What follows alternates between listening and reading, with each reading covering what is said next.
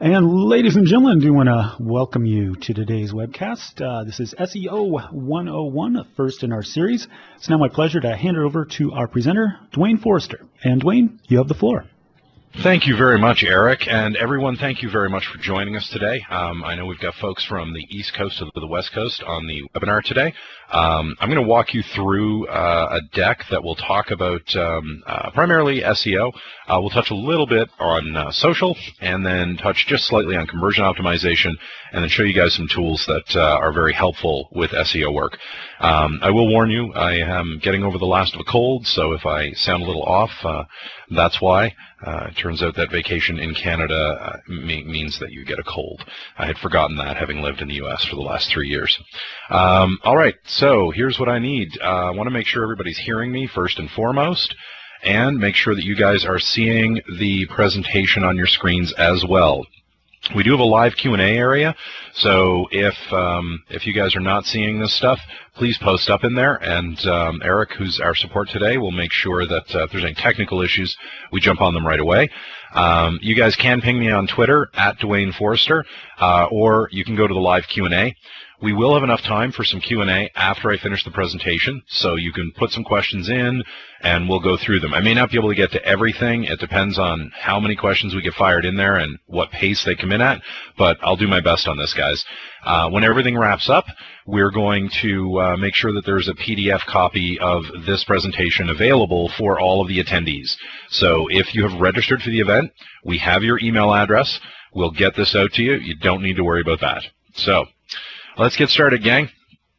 Here we go, SEO 101. First off, my name is Dwayne Forrester, and I work with Bing Webmaster Tools here. I help run that program. Prior to that, I was an in-house SEO for over a dozen years.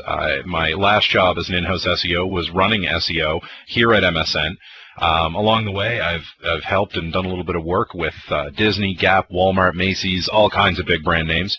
I do blog and run my own series of websites. I own about 150 domains of my own. And I have written 2 books, How to Make Money with Your Blog and Turn Clicks into Customers. As you can see, I'm easy to find on Twitter. Should be pretty straightforward. So reach out if you have questions, and we'll go there. Awesome.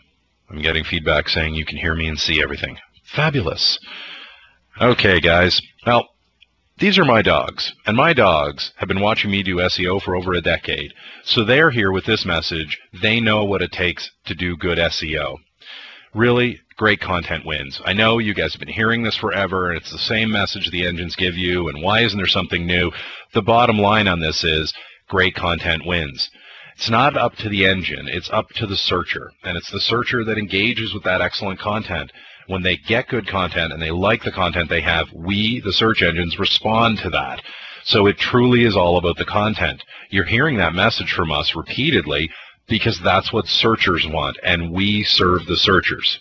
So take a tip from my dogs. Stay focused on your content. All right, now today as we go through this, we're going to actually touch on a few different topics. A little bit about how to get started, where things are evolving, why we're going in that direction, what you can do as a business, why you need to care about these things, and then we'll touch just slightly on some of the tools, as I mentioned at the end there. All right, first thing that I need you guys to remember about SEO. It is simply a marketing tool. It is a tactic like so many others. Throughout history, we've evolved. We started throwing rocks, then it was smoke signals, then trading goods, shops, mail order catalogs, billboards, and so on. And SEO is just a current tactic. That's all. It's not the only thing that you should be focused on. It has to live in balance with paid search and social media and offline product marketing as well, if that's what your business is into. So it's really important that you have a level set and you understand where SEO fits in. Okay? It's not the one single thing. It does require some work on its own. You do need to focus on it. But again, it's part of a balanced approach. Now, I'm not going to go through everything on the history of SEO slide here. It's just not possible to go through it. But what is important for you guys is that little area that's highlighted in red down below there for 2013 and beyond. These are the areas that you guys need to really focus in on. You need to understand what is going to drive SEO success in the future, things that are influencing search results now. And the key with this is that you have to look at it from the search results outward. Social signals impact that. Mobile plays a role and will continue to play a role in how we search. Gestures, different things like voice search, image search, these things are becoming more important. So ultimately, as an SEO, your goal is to understand how you influence those to the best effect for your business. And I'll touch a little bit about this, a little more on this as we get into the presentation in more detail as well. Now, what is SEO? I run into this one at least every time I go to a conference. Someone asks me this. They want a definition of SEO. And really, it's about improving the usability on a website. That's what SEO does. It helps improve a website, hence optimization. What SEO is not. It's not fast. It's not guaranteed. You don't get to do it once and forget about it, and it is certainly not free. All of the work you're going to do takes time. Some of it takes enough time that it's a major investment for a business. So you have to plan for this carefully. You have to understand what will be my return if I invest in this work.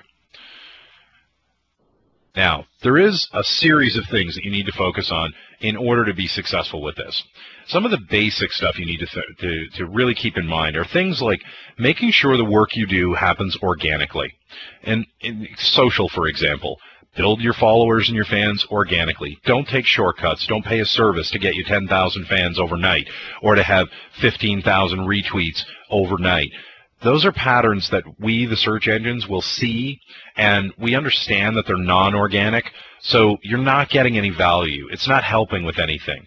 So now you're in a position where you've actually paid money and got no value. That you need to avoid as an SEO.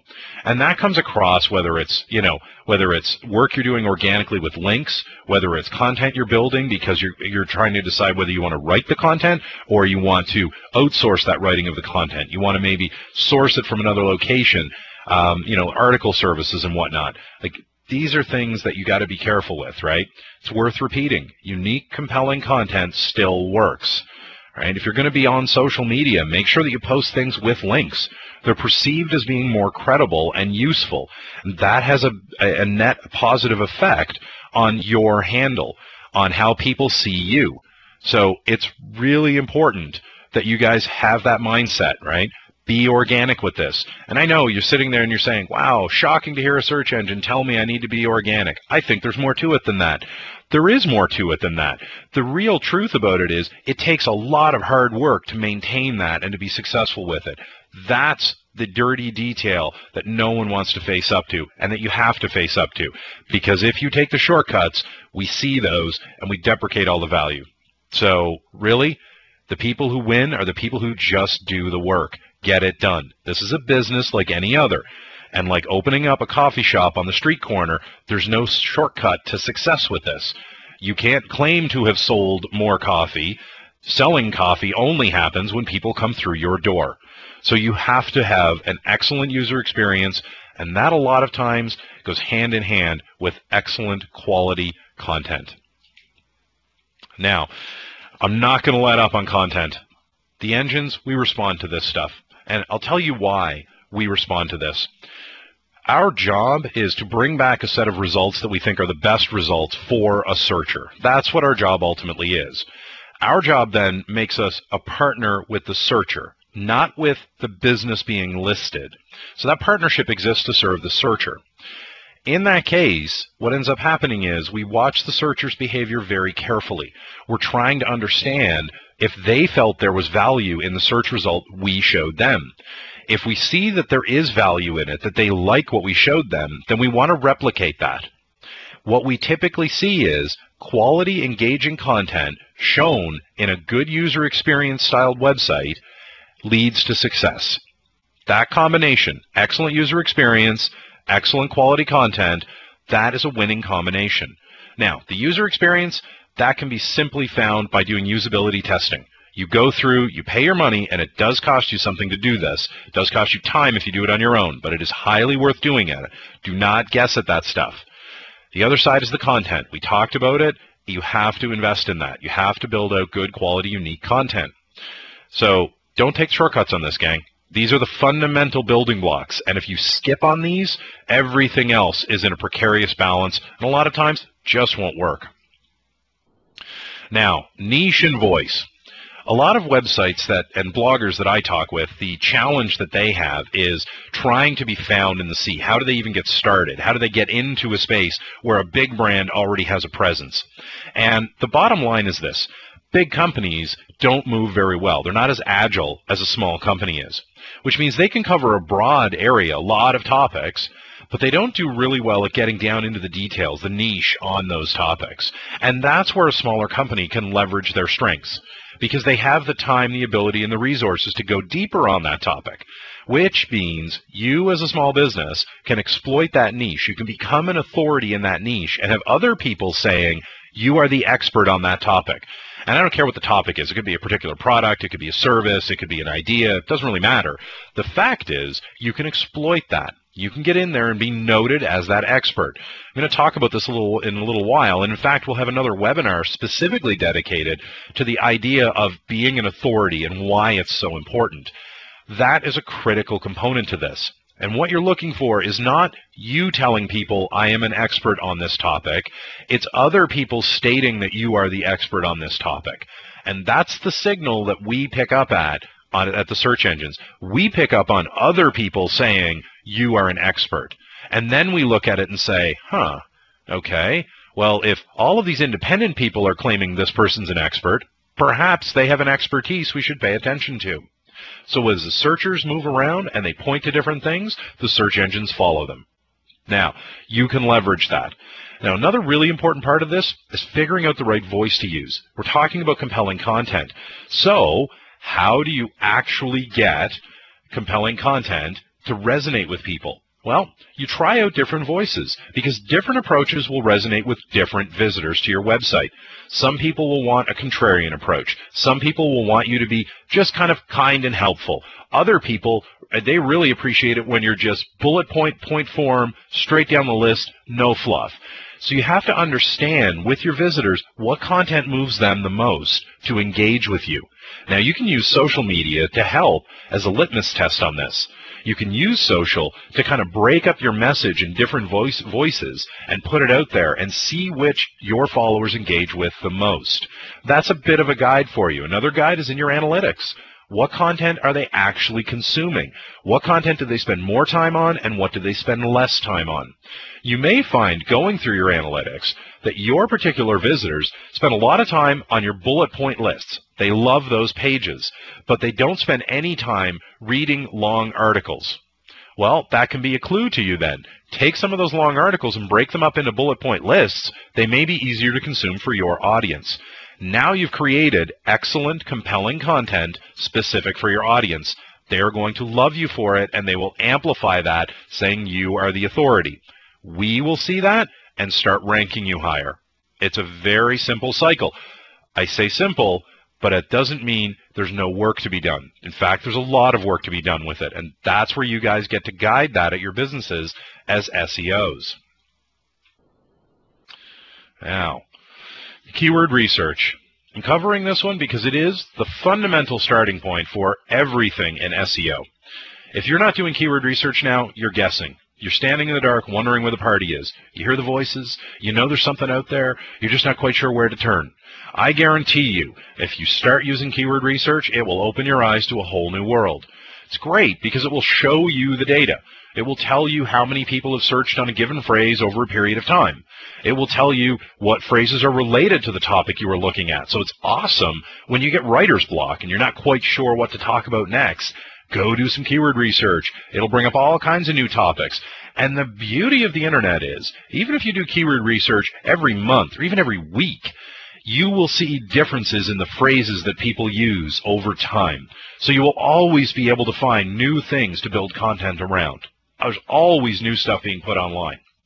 So, really important. And that data can help you uncover new niches to look into as well. Things that you might not have thought of that were related to your product, but your users, your visitors, feel it's related for whatever their reason is. That means that you need to relate that content and start building it out as well. So, awesome for doing that. Now, as we come on to the end of this, I'm actually going to show you a tool that we have here at Bing that's freely available for everybody, obviously, that allows you to do organic keyword research. Because we've built an organic keyword research tool, and it's the only one from a major engine. So it really does show you true organic search data, not data coming from paid advertising data, but truly from organic search. So using all of these tools at your disposal, you can get an incredibly detailed view of exactly what's happening, especially when you use the date range we offer. You can go back up to 6 months in the tool. So there's lots of flexibility in there to really capture a lot of data. Now, I'm going to get a little more technical here because everything we were talking about there that's very nice. It's very pie in the sky, light and fluffy stuff, and there's some really big theories in there that you have to wrap your head around. And yeah, I can set direction, but what do I actually have to work on? Okay, and SEO is not strictly about content. Now, content can win. With no SEO, excellent content that goes viral can still win, hands down, no problem. But technical SEO definitely helps your website. So you need both of these to truly be successful. And we're going to take a look at some of the factors that you want to have conversations around. These are topics that you want to talk about inside your company, and things that you want to be able to look at and say, okay, A, do we understand it? B, are we executing on it? C, how well are we executing on it? D, what is working for us? E, does it really matter to us? Do we have to invest in it? All of these concepts that are in here are really important things to look at. In fact, this slide came as a result of my work at MSN. I had my boss came to me one day and said, hey, we've got a meeting on Thursday with the executive, and I want you to put on one slide everything we're going to do for SEO. And I thought he was joking when he said this, but he was very serious about it. So I sat down and thought, well, what are all the conversations we need to have inside in order to actually manage this content of or this concept of SEO at this scale of MSN? And so this was the end result of that. You know, there's 6 major areas: crawlability, site structure, on-page work, content, links, and social. In these, there are a number of conversations that you need to be aware of and having within your organization. And if you think about it, every one of these topics comes with its own curve. And you'll be somewhere along that curve at some point, and everyone will be a little bit different. But the fact of the matter is you need to be aware of these conversations. You need to know that you have to have these conversations. You know, under crawlability, for example, graceful degradation. All this refers to is if you've got rich media enabled on your website, and you've got all your navigation inside JavaScript or inside Flash, and the crawler shows up, it can't really see those reliably. So what happens when somebody comes to your website who does not have rich media enabled? Whether that's a human using screen assistive technologies, or it's a search engine crawler coming in that might not be able to reliably get to your navigation. What happens then? Well, I'll tell you what happens then. They don't see it all. Which means if the crawler doesn't see it all, it doesn't get to crawl at all, and it doesn't get to index at all and rank at all. So you're dead in the water right up front. So the concept of graceful degradation says if somebody shows up without rich media, this is the version of the website they see. It's a down-level experience. Now, if you and I look at it, it might look a little bit humdrum, kind of boring, just plain. There's no real razzle-dazzle about it. But that's fine, because when a crawler shows up, we really don't care about the razzle-dazzle. That's not for the search engine crawler. That's for the human component. So graceful degradation would allow a scenario where the crawler would still be able to find all of your navigational elements and get to all of your content and index it so it can be ranked. So that's a conversation you need to have. You need to figure out what's working and what's not working. Simple way to do that is go take a look in the index at the search engines. In Bing, inside the Webmaster tools, you can do that easily enough. We'll show you as a file structure the URLs we have. If we have those in there and you're using rich media, then don't worry about it. We're getting you. We're capturing you. You can use sitemaps to make sure that we find every URL. In fact, you can even put in an RSS feed as your sitemap so that we will get the latest content as you publish it. That's a great, reliable way to make sure that we're getting your best content quickly. What else here? Site structure. I'll pick on responsive design. This is an awesome one. It's a relatively new concept. So those of you who are just starting out in SEO now, this will be a current topic for you. And if you've been in SEO for a little while, responsive design has been talked about for a couple of years now. And essentially what this does is allows a website to scale its fit to whatever the device is the person is using. A desktop scenario, a smaller laptop, a netbook, a mobile device like a tablet or a smartphone. Responsive design basically says, okay, I can manage this website and its content across all of these different form factors. What it does as well is it helps you avoid using the m.domain. Now, we've already posted on this on the Bing Webmaster blog. Our advice is to avoid using m.domains. In the future, you want to get away from those things. It's not like you have to turn it off immediately. It's not like turning it off and moving it suddenly is going to boost everything in your world. And if you just invested in a new m.domain, don't panic. It's not a big deal. But over the next year or two, you want to start finding a way to move away from that. All right? And this responsive design, HTML5, can help you solve that problem. It can help you present a very rich, enabled website that works across multiple devices. What m.domains do is create issues of duplicate content. And if people link to your m. version of the URL, the algorithm might interpret that as having more value than your actual web-based URL. That can be a challenge for you when it comes to ranking then, because your mobile version may be a truncated version of your site, might not have all the same navigation, might not have all the same content, might not have the same user experience, and that can be a negative for you. So you want to look into these things. Let's see. Social. Some of this stuff is very straightforward, but there's a long way around with all of this in social. I'll give you an example. I'm looking to buy a camera. Now, during this example, I am going to put on many hats. I'm going to be a search engine, I am going to be a searcher, and I'm going to be a business. Now, as a searcher, I want to buy a camera.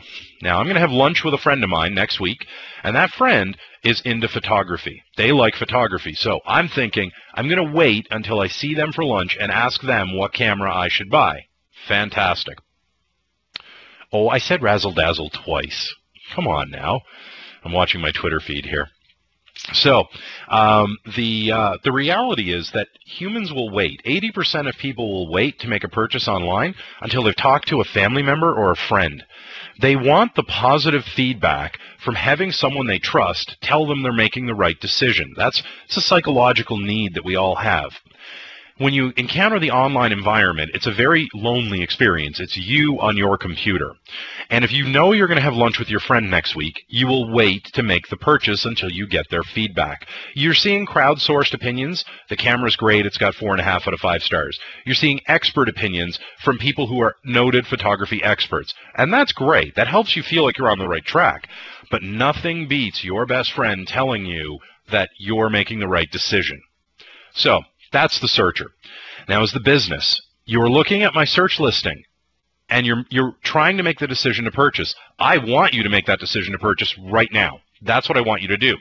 So as the business, what I've done is I've gone out and made it part of my work to make sure that people are following me on Facebook, and they're friending me on Twitter, and they're actually being a part of my network, and that I communicate with these people, and I share useful information with them.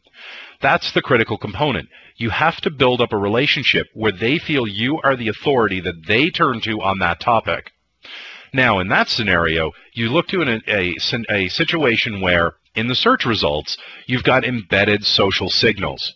In the case of Bing, what you will actually see is there'll be a little thumb on the side of the screen or next to the search result telling you that people that you know like this search result. And when you hover over it, you're going to see your friend that you're going to go have lunch with telling you they like that business and that product from that business. Immediately, you've closed the gap now because I'm back as the searcher. I now know what my friend's feeling is on this object from this business. They like that camera and they like that business. Now, psychologically, I shift gears and I say, I'm not going to wait to get the same answer my friend just gave me. What I'm going to do is I'm going to make my purchase now, and then I'm going to take my camera with me when I go to see my friend. My friend will tell me, I love that camera. I talked about it. They're on Facebook. I know that company. I love doing business with them. Let's play with your new camera. There's a whole lot of psychology that happens in social, and it definitely has an impact on search, which is why in this major investment list area, social's in here. You need to understand how social moves a user to take an action. When you understand that, you can start shaping your social space to actually get people to take those actions you want. Again, it takes a lot of work, but really it's worth it, gang. All right.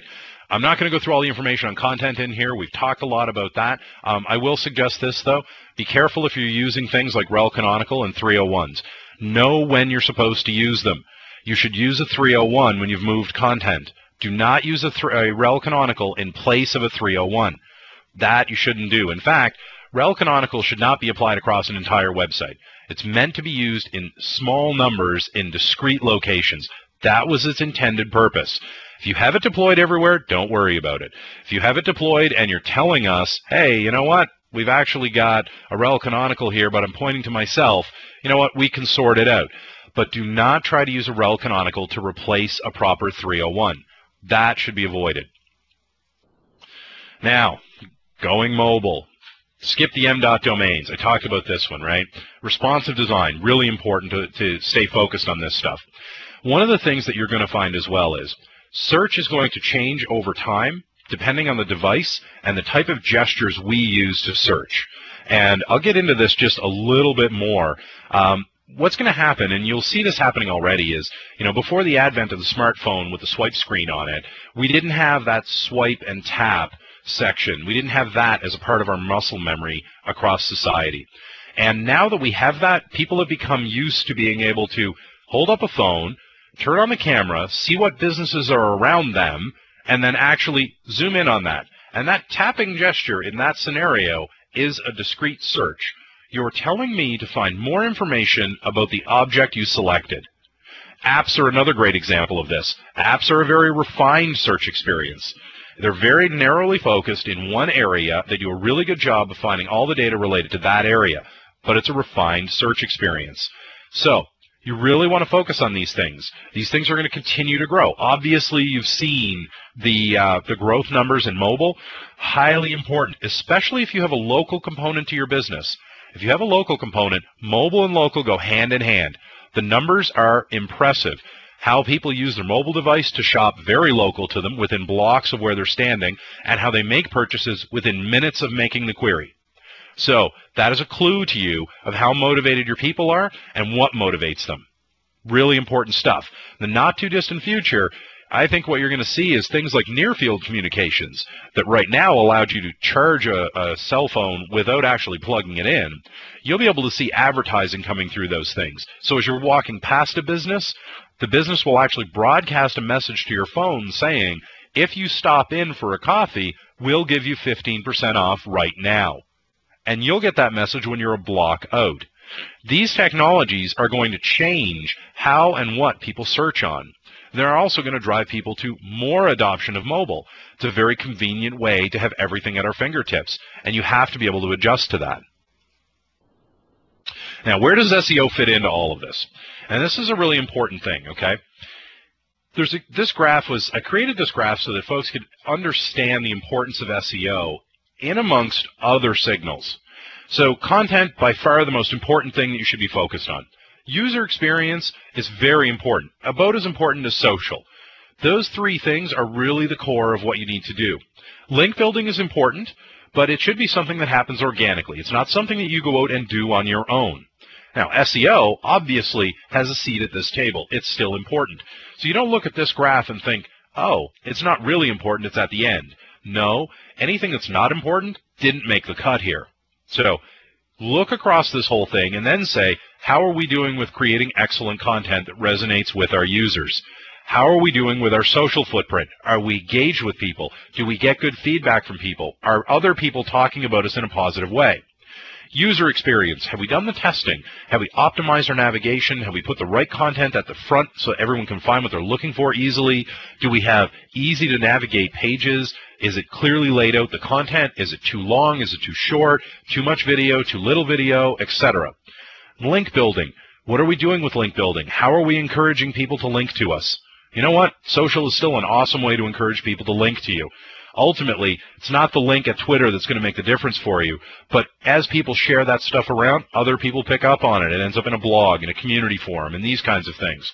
And then SEO, all the technical stuff. You've got to get in there and get that work done. And there are ways to do it that are easier than others, but you still want to make sure you stay focused on it. If you hit those walls, and you have people sitting down saying, yeah, we're not going to invest in that. That's too much work, and I don't think we're going to get the return on it. You need to convince them otherwise. You need to convince them how and why to do the work. So it's a lot of work on your end as the SEO, but that's your job. That's what you do. You know, we faced this at MSN where we sat down and said, okay, how do we get people to do the work we need to do? How do we motivate engineering to do the work we need to do? And the easiest way that we found to get everyone else to do the work we wanted to do was to find out what mattered most to them and then show them how the work that we had outlined would give them a positive impact on their own goals. We make them the hero. That's what it's all about. That's what SEO does. SEO is a marketing tactic, and marketing is a support mechanism in a business. Marketing is not the lead for anything.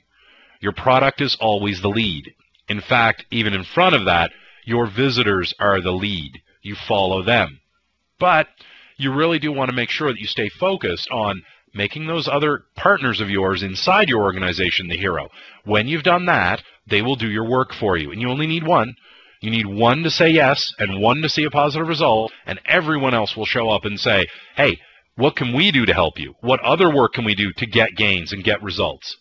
Something you are going to hit, people will look at you and say, oh, I want to see a 100% increase year on year, or we're not going to invest in it. Fine. SEO doesn't deliver that. SEO is incremental. SEO is something that is a long-term foundational strategy. And frankly, if your competition is doing it a little better than you are, then you're already behind the 8 ball. So looking to increase something by 100% is completely unrealistic. Looking to maintain parity or outrank and develop a better following and more revenue, that makes sense. As an SEO, don't get caught up in things that are, oh, well, we're going to talk about the number of visits from search, and we're going to talk about the time on site, and all of these metrics. They're important. They are very important to you as an SEO.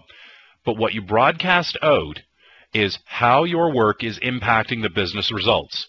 Revenue, email signups, whatever the actual business results are that matter to your business, that's what you align your work with. That's why it's on this list, because it's still fundamentally very important to the business that you get that work done.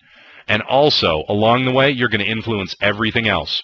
So if you're an SEO, make sure that you've actually got more skills, and you're developing more skills. You understand how to create excellent content. If you're an engineer, that could mean taking a writing class so you know how to write in a different way. Social. If you're an introvert, this is going to be a tough one for you because you're going to have to get out there and understand how things work socially. Not just the mechanisms and the platforms, but psychologically why social works. User experience. It's a whole new world to most people. Go read a book on usability. Understand why it's so important. We did this just back in June. We launched the new Webmaster tools here at Bing, and we did a whole host of usability tests. And I was absolutely shocked at how wrong we were in so many ways, whether it was navigation and how we had it laid out, the order of importance for different areas we thought people were going to, the physical words we used on our links and in our buttons, the type of button we used, the coloring on the background. All of those things had a dramatic impact in our usability testing on how people felt they could relate to our product. The net result of all of that is a substantially improved product that we launched that people love. So that usability testing was foundational. It was core to the success of the product. Do not skip it. And there are a number of tools online that help you do this kind of thing. So put some money into it. Highly worth it. All right. When you guys are thinking about search, you're trying to solve some very key issues. And this is the search you guys are trying to solve. You're focused on quality, trust, popularity, and timeliness. For us at the search engine, it's a little bit different. I mean, these things matter to us a great deal, and the signals we see about you in this area matter a great deal. But we're focused in areas like this. We're focused in trying to sort out imprecise results.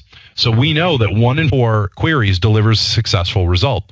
Well, you see this all the time. You do a query, you say a set of results on the page, on the SERP page, and you think, nah, not quite what I was looking for. okay, you know what? I need to redo that query. Now we see that because we see the refinement of the query. You add a word, you take away a word, you change something. We understand that. And 42% of sessions require those refinements. Our job is to try to figure out how to get around that so that the refinements don't have to happen. So the search results you get at the beginning are the right ones for you. And we do that by focusing on things. And we know that the tasks are lengthy. People are coming online because they want to accomplish a task. And the reality is that 44% of sessions last more than a day. And this is really important to understand because we're looking at this saying, okay, as an SEO, I want to know what queries sent traffic to my website. Fair enough. All right. As a search engine, we're looking at this saying that's one query, but we know that one query is a part of a larger session that's happening. So when somebody's purchasing something online, like a new refrigerator, they're looking for a lot of different data points on that before they make the purchase. They're not going to do a single query and then go buy on a refrigerator online. They're going to look up statistics, energy ratings, reviews from people. They want to see these things in action, maybe a video of it. They want to know what the color options are on it. They want to know, is it a large? Is it a big one? Is the shipping free? What does shipping cost?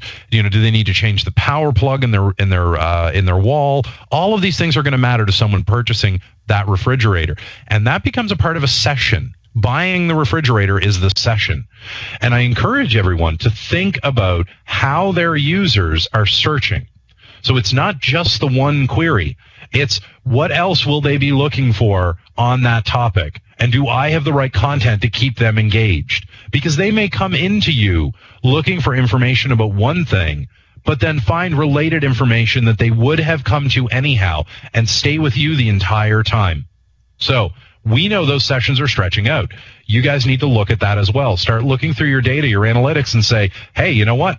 I want to actually have my data show me what a session looks like. So what content are all of these people consuming? What are the basket of queries that make up somebody's session when they come to my website? That's definitely worth digging into. Now, we have what's known as a changing web of objects that we're focused on as well. We get this real-time fire hose of information coming from Twitter, Foursquare, Facebook. We have to figure out who people are, celebrities, individuals, and so on. Services and apps that we have to understand how they operate and what their focus is. Multimedia to deal with, all kinds of stuff coming up on Flickr, YFrog, all these different places. We have to do some disambiguation, understanding what you meant when you said subway. Did you mean the subway underground, or did you mean the restaurant? We have to deal with search across devices as well. These things are really important, as we talked about earlier. If you have a mobile device, you may have a very different experience with your website than if you actually have something that's not a mobile device. So we're trying to figure out all of that. Part of that is you and your website. This changing web of your objects. Schema.org can help you by enabling you to mark up your content. Now, this is a big one. This is a really great opportunity for you guys to have key conversations inside your organizations and get the resources applied to do this work. It is a bunch of work, but it's what powers things like the star rating systems in recipe results. It's what drives eyeballs to a specific result because those things are interactive. And as these rich search results continue to grow, we will end up asking more and more from marked up content. If you're not marked up, you're at a disadvantage. It makes it harder for us. And if your competition makes it easier for us and they're a good experience, it doesn't make a difference to us which one of the two we show. Our job is to satisfy the searcher. So we have a good result, we will show it. You have the responsibility to make sure that that good result is you every time. Now, I'm going to kind of speed up a little bit here, guys. We lost a couple of minutes there, and I want to make sure I save some at the end here for some Q&A. We do a lot of persona-based work here, right? And what we try to understand is we try to understand who the person is and then walk through an entire life cycle of what matters to them. Now, Linda, for example, has done a query about home gym. We're trying to understand some things first and foremost about who Linda is, where she is, who is she related to, social footprint-wise. Is she using this phrase semantically? Does she mean it literally? What is she talking about? Is she looking at doing research? What kind of information should we bring back for her? And we're trying to also understand her task. Is she trying to purchase it, install it, sell it, set fire to it? Does she want it to impress friends? We're trying to understand what she means by this. And when we start combining all of these social signals plus information around content, social media, real time, we get a better understanding. Our knowledge increases, and we bring back better results for the searcher. All of that is powered by the work that an SEO does, creating the content, creating the user experience, and getting that information shared socially. These are all the signals that come back to power it. So it does play a role in it. Now, I encourage you guys to look at your users and your visitors and say, all right, if we could say what our stereotypical visitor is, what would they do? What is their pattern of action? Then give them a persona and work out their demographic information. It will give you a much clearer understanding of why they come to your website, what they're looking for when they come to your website, and then how to serve them best. Every website that follows that approach is highly successful, and the highly successful websites all follow that approach. It's no secret. It just takes some work. And this is why social matters to search. It's a signal of topical authority. It's a way, because we want this real-time, very fast access to information, it's a way for us on the fly to understand if you're an authority on something. And I'll give you this example. If you have 10,000 people following you on Twitter and you follow 10,000 people, the net effect of that is a 0. Because your voice is not in demand. There's no way you can consume the output of 10,000 people in your Twitter stream. Now, if you have 10,000 people following you and you follow 100 people, your voice is very clearly in demand. You're popular, people want to know what you have to say, and you can easily consume the output of 100 people in your stream. That is a signal to us that, hey, you know what? Clearly, that person is in demand. Clearly, there's an authority and an expertise at work here. That's a signal to us then that you should be important for a variety of topics related to what you focus on. That means you're the signal of topical authority, and it's those other people telling us that, which is also why you don't want to take shortcuts and use systems that boost your followers overnight or suddenly bring on a whole bunch of retweets of something. Those patterns are very obvious to a search engine. We see them and we discount them. You don't get any value, and you lose value in other areas. So you definitely want to avoid that, no question. But you do have to keep in mind, social signals, while important and continuing to grow in importance, are still only a few of the signals. There's up to 1,000 signals at play in the Bing algorithm at any time. So the social signals matter, but they matter as much externally to search as they do internally to search. We look at them and use them, but more importantly, how are the followers of those people using them? How are they reacting to the things that the business people that you've done business with, the customers of yours who have liked you, how are their friends reacting with what they've liked? That's ultimately beneficial to you as well, because those people will then say, oh, my friend liked that business. I'll just go directly to that business and give them a try. Really, really important to focus on social. And because we've got social embedded into the search results now, yeah, so what I'm going to do, gang, is I'll just restart from this one just to sort this out. Popcorn needs better hold music, though. Oh, come on, Dolly. I thought the hold music was awesome. But you know what? I'll talk to the gang about that. We'll see if we can get some Justin Bieber for folks while they're on hold now from now on. So, all right. With search, because when you understand that, you'll understand the work you're going to have to do in a year, in 2 years, in 5 years as an SEO. Is mobile going to be a big deal in this? Absolutely. Mobile image capturing is a big deal. And the example on the screen here, this is actually a thing called Nokia City Lens. And it's a really cool application. I've seen this. It's been around for a few years now. This is just, a handy new one that's out there. And essentially what it does is when you turn on your camera through this lens, it says what businesses are nearby. It allows you to select whether you want to eat, whether you want to shop, whether you want to explore, you want to find a new museum. It gives you about a dozen options you can go through. And when you refine that search every time, I want to eat, that's a search refinement. It gives you this and says, here are the different places that are around you. And when you click on this, that's a refinement of search. I want more information on it. Then you click on it saying, take me to that location. Now you're involved locally, because now there's also a possibility for a discount coupon. If you see this local placement, come in and get 10% off your lunch meal. A lot of things to focus on, and it's technology that's activating this. Voice-activated search. Another big area. People are more and more using voice to command things to do search. And how we type and how we speak are different. You have to understand that difference. You can speak, or you can speak 4 times faster than you can actually type. And that stream of consciousness means that what you say out loud might be very vastly different than what you would have typed in as a search response. So you have to understand how that impacts what people do and what they're looking for. Gestures could indicate a search intent. In a mobile environment, when someone taps on something, they're looking to dive deeper. And in the example of Nokia City Lens, what they're looking for is more information on that object. Find me more information. That is a very clear search action. If you want to understand even further in the future what's going to matter, take a look at what kids do today and what their habits are. 10 years ago, the whole idea of pinching on a touch screen or expanding on a touch screen or tapping on the touch screen was nascent. It was not something we focused a lot on. But kids today will expect that. When they're 20 and 30 and 40 years old, if that situation doesn't exist across every single object, they'll think it's out of date. So you have to be able to project what trends will be coming up, and that because those trends influence patterns of search behavior. And as an SEO, you want to focus on that. There's other things too, guys. I mean, this is really wide ranging. Like, in-car search, the systems that are embedded inside cars now enable search on the fly. And how does that experience stack up?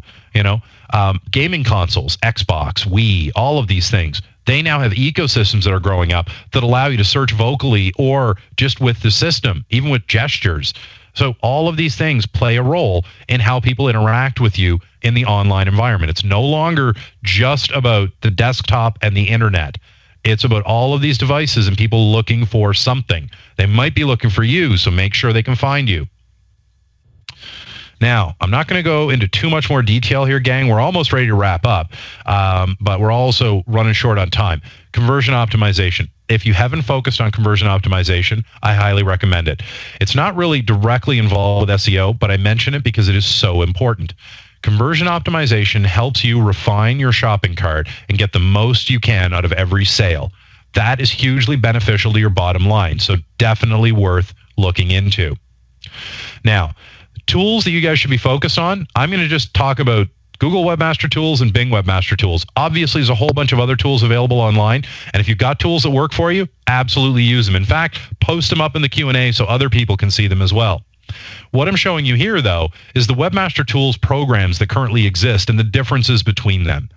A lot of these things are similar between the two sets of tools, but the Bing Webmaster Tools gives you a series of things that are very different. We give you SEO reports that we run ourselves and tell you what you need to work on. A real-time analyzer. We give you Link Explorer data. So if you were used to using Yahoo Site Explorer, that's now Link Explorer inside Bing Webmaster Tools. All of that competitive link intelligence is available through that tool again for you and other websites. Organic keyword research, deep ranking and indexing stats. All kinds of information around different alerts and index tracking, all that data is in there. And it's really important that you guys take a look at these things. Now, these last few slides here, if you guys want to start posting in questions, you can go ahead and do that, gang. The last few slides, just a quick walkthrough of some of these fundamental tools that you should be aware of. That's all. And I want to get the Q&A going here because I don't want this to be a sales pitch for you guys. So let's start with the Q&A. I'll wrap up these slides, and then we can get you guys on your way again. Fetch's BingBot, another useful tool, great for seeing what we see, making sure we see it the same way you intend us to see it. Link Explorer, as I mentioned, the Yahoo Site Explorer, you can look up any information on any domain you want as far as the link ecosystem looks like. Really useful competitive intelligence information through that.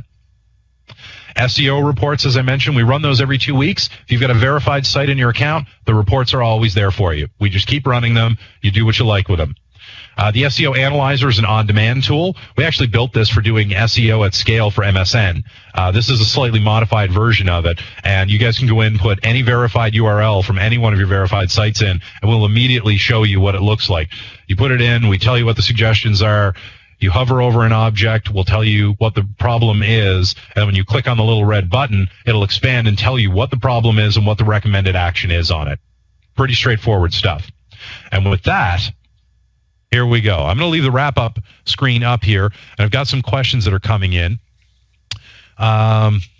Let's see, are there stats on how much a user might be likely to click on a search result if they see a friend liked it?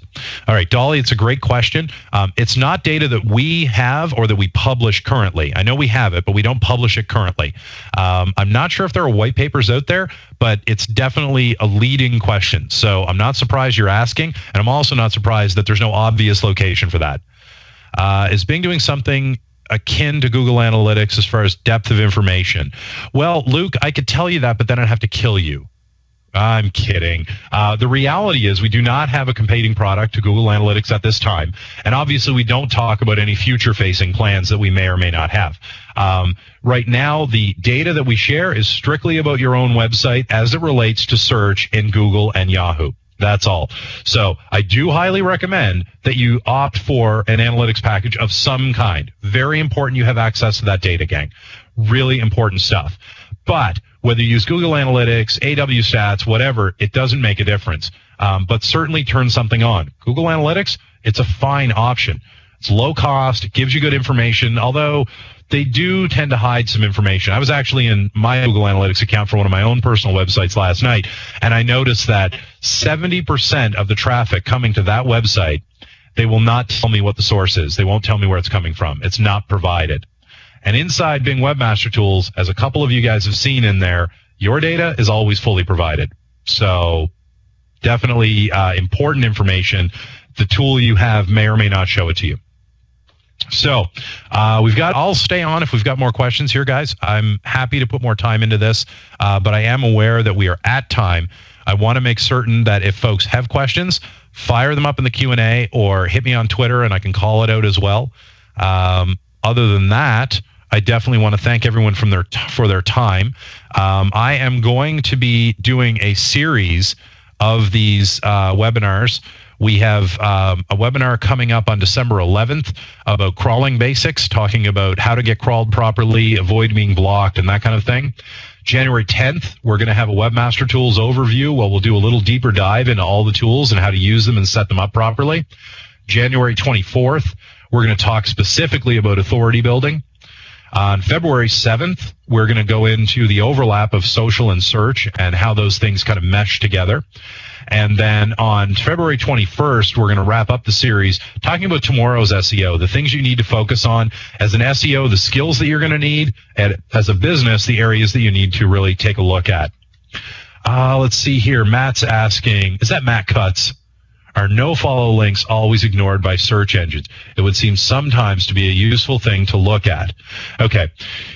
If you put in a directive, Bing bot will follow it. So here's an example. If you go into robot.txt and tell us not to index your website, we will not index your website.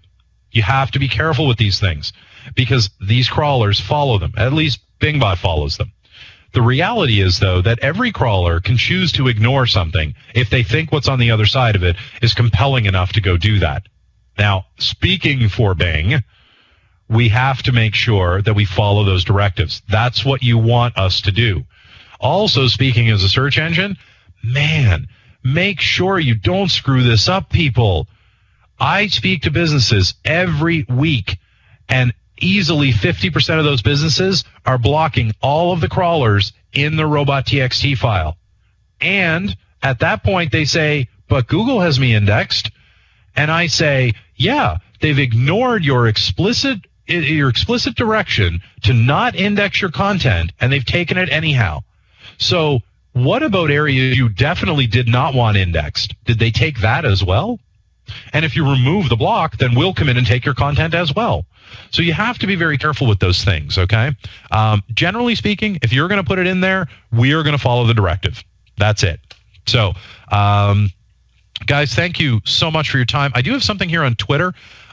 Ms. Snark, let's see. Replay be available video after the broadcast.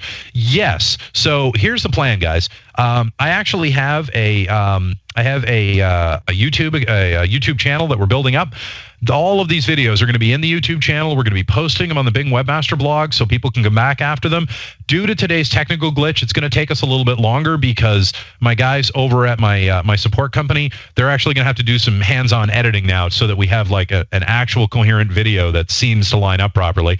But yeah, we are going to have these things available as videos. And if you've registered for this thing, I have your email address. So I'm going to make sure, because we had this glitch today, I'm going to make sure that you guys all get an email on this from me with a PDF version of today's deck as well.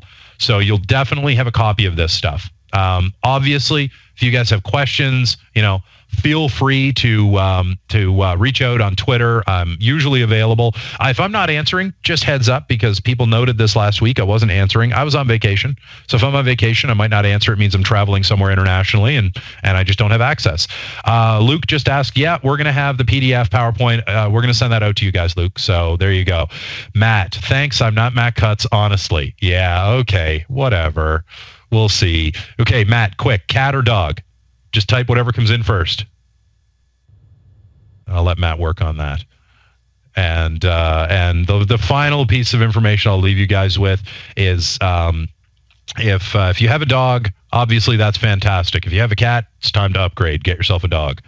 But that's pretty much it, guys. If there's no other questions, we got some takeaways today from this one. We'll make sure that we've got better music on here for Dolly next time. And as always, guys, reach out, read the Webmaster blog, and use the tools that are available. Okay, Matt, awesome. Dog, perfect. That's what I want to see. Now I know you're not Matt Cutts. Excellent, gang. Thank you so much for your time, guys. If there's no other questions, what if you have both a dog and a cat? Oh, good question, Luke. You know what? You're okay. That's fine. That's okay. I can live with that because the dog kind of balances it out, right? As for what it's worth, I actually had cats growing up, so I get the whole thing. But yeah, there we go, guys. Thank you very much for your time today. Take a look at this stuff. I expect it's going to take us a week or so before we've got the video posted. That's just, we're coming off the holidays here and we've got some stuff to wrap up. So by the time we get it all sorted out, it'll just run through the rest of this week and into next week. But email, I am hoping to have the email out to you guys later this week. And again, sign up for those other webinars. Tell people to sign up for the webinars. Come on in and fill it up. There aren't any limits on this, so the more people, the better. Thank you very much for your time, gang. Have a great day.